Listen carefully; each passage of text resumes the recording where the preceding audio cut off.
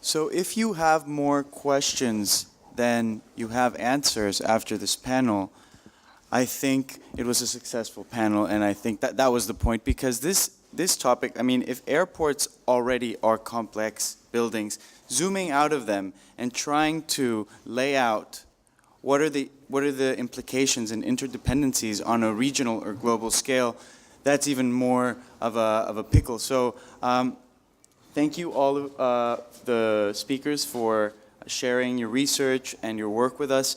Anna really gave us a lot of insight into Changi, which is a very well-known airport because it has that impact, and shedding some light onto the interdependencies of those flows. I was very excited to hear about a new model that brings people to the center and that tries to respond to to the airport city. I think both Alex and Max were talking about airport cities, and we all have I think an intuitive desire to put airports and cities closer together because we like cities and we go to airports a lot. So why not bring them closer together? And finally, Andrew really opened up the discussion to the reality of what drives many of these buildings, what drives many of these cities that are ultimately competing with each other quite aggressively to see who gets the next headquarters of so-and-so and who's going to be the hub or not the hub, more alarmingly. So I'd like to begin by asking a question to all of you about humans and assets. When we are in the airports, we certainly see a lot of things, but we also don't see a lot of things. So one of the things we see a lot of is humans, and one of the things we see a lot of is humans. Some of the things we don't see a lot of are the invisible assets. How do we bring those two things closer together to coexist? Because it seems to me like there may be some contradictions on whether we focus on the airports as assets that are generating jobs, that are generating revenue, or whether we focus on the people and how it impacts them on a social and cultural level. Well, is this on? Okay. Well, I would suggest that maybe we not think of it as an opposition. I think that what I see when I go through an airport is a lot of opportunities for airport authorities and also airlines to increase their revenue by coming up with systems and offering services that are more tailored to specific types of individuals. So just to give one example, I think it's very sexy in this kind of event or in the airline industry in general to talk about how technology is revolutionizing things. And it definitely is. But for those of us who are doing research in emerging economies, which is where really the growth is coming from, one of the most interesting things is the growth of offline distribution channels. Now, what does that mean? That means there's a huge number of people who don't know how to use a computer. They don't have a credit card. They often don't have a bank account. They often, in places like Indonesia, don't even have a last name. But that's where the growth is coming from. And all these people are actually flying. And what's really interesting is to look at what I would call sort of middle tech solutions that airports and airlines have had to come up with to accommodate these new sort of non-traditional passenger types. And it's actually really instructive, not just for if you want to do a project in Malaysia or something, but also to think about more mature air markets like the US or like Europe, where we also have a lot of people passing through airports who are not being catered to. And who would very willingly pay a little bit more to have a slightly more, pleasant experience. And that's something that I'm really trying to encourage both airport authorities and the communities they serve to think about. It's an interesting question. When I first went to work for TWA, it was owned by a guy named Carl Icahn, who's he was known as a corporate raider back then. And we were pitching a a consolidation of the Saarinen building, and then at the time, Terminal 6 had been done by IM Pei.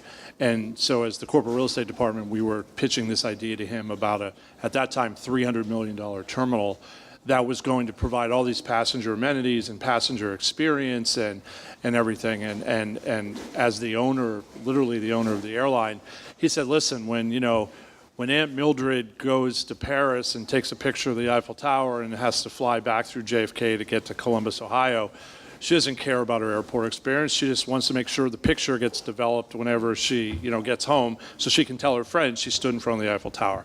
And it goes so against everything that we think about and do, but it was an interesting view of sort of the macro of the travel experience and that one segment in airport plays in that process.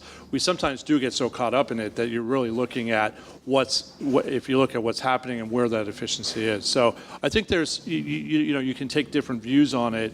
I think the private sector is making a lot of improvements. I think some of the better airports that are run, have that private sector, and in the United States, it's really in its infancy because airports, I mentioned there's, one airport per community, and so they're very political, and they're political at the most base level of job patronage and contracts going to friends and just nothing in the interest of the entity itself or the broader impact on the community, just raw politics.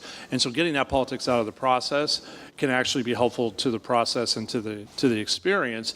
And also when you align interests with the airlines, on low costs and efficiency, good things happen. I was mentioning to Anna that I was part of the team that started up Tiger Airways in Singapore. And that was a low cost. And the airport actually said, we were pushing for low airport costs, so the airport said, well, we'll build a low cost terminal for you. And you could not get that kind of response out of a lot of government entities who just have one way to do things, and they don't want to listen to the different types. And so I think that I think there's a lot of good progress being made, but I think that those are some of the challenges that are still out there. And again, these resources are very finite. There's just not a lot. You can't go to another city and just build another airport because you don't like the way the one you have works or is run. There's huge barriers to entry in the airport market. Does this work? Yes. Yes? So maybe I can reflect a bit on certain aspects that I haven't talked about in my presentation, which is the public space or public program attractor that Changi has for the resident of Singapore. And Max touched a bit on that with the musical venue that is right next to Hong Kong. So there are more and more Singaporeans going to Changi not for aviation services. And that's quite interesting. So for example, maybe the best example is the local Crown Plaza Hotel that is built by Wuha, which is basically the best location to get married for Singaporeans. So you have around 30 weddings planned every month at that transit hotel, and they all happen during the weekend. So you have three weddings on Saturday, three weddings on Sunday. And Singaporeans also go there to break away from the city. That's in the word of the architect. Then you have more and more families going to use the extensive playgrounds that the airport offers. Other examples are students, high school students who go there and use the airport facilities and cafe to study. And this is quite interesting because the arrival passenger actually enjoy seeing them, and there is a lot of literature on that on the internet that you can go through to blog and so on. But the airport authority at the same time is trying to block them to come because they use the airport facility and they don't consume anything because they are students.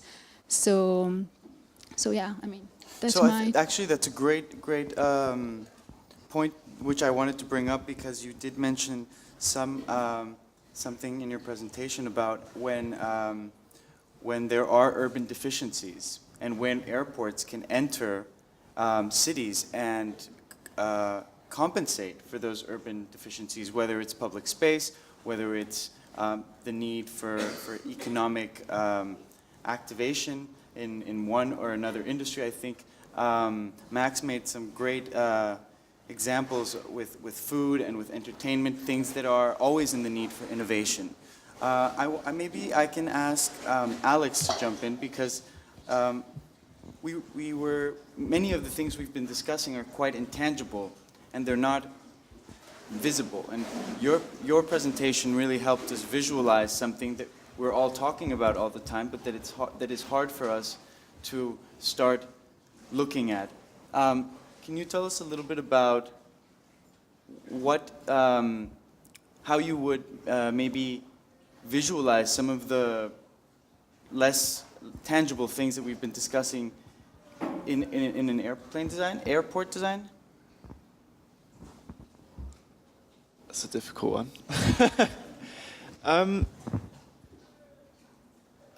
I don't know. I think it's really drawing on qualities of if we talk about human, as we were just talking about. That's what defines a human quality, and I think that's something that's quite untangible in some ways. And actually, emotions and the way people feel is something that's very hard to I guess to bring about in a physical form. We need to speak up because sorry. we're being drowned out by the waves. We're flooding. I think, everybody's different as people who experience things, and everyone's emotions are different, and people's how they feel in different times of the day or because of different situations is quite hard to describe. And I think, we'll say we're going to try and make airports calming as an aspect of making a seamless passenger process. But then at the same time, you say, okay, fine, well, I can get from that door to this door in a really easy way. But actually, what value have I brought that actually makes me feel a real sort of sense of ownership over a place? And I think that's probably a good point, is ownership. How do you allow a traveller to feel ownership of an airport? And I think to visualize this is quite difficult, but I think I guess a good example perhaps is St Pancras International Station in London, right in the centre of London, but that's where the Eurostar comes in from France, and also the rest of Europe now as it's connecting to Amsterdam as well. So you come into the city, which is also, and into St Pancras Station, which in itself is an amazing building. But at the same time, it's also a place for Londoners, which I think what's really interesting what you're saying is actually that people come here not to fly, not to do anything else, but actually they want to be a part of the facilities that are on offer, or even as a meeting place for people. And I think it's, I don't know how you'd visualize all of this, but it's really trying to evoke a quality that is accommodating a wide variety of people and not just travelers. And I think that's perhaps a certain aspect of it, is that the airport is more than just a traveller experience, and actually there should be a bit more of a human, personal ownership quality to it. So demystifying the urban airport, I think, is in its own way a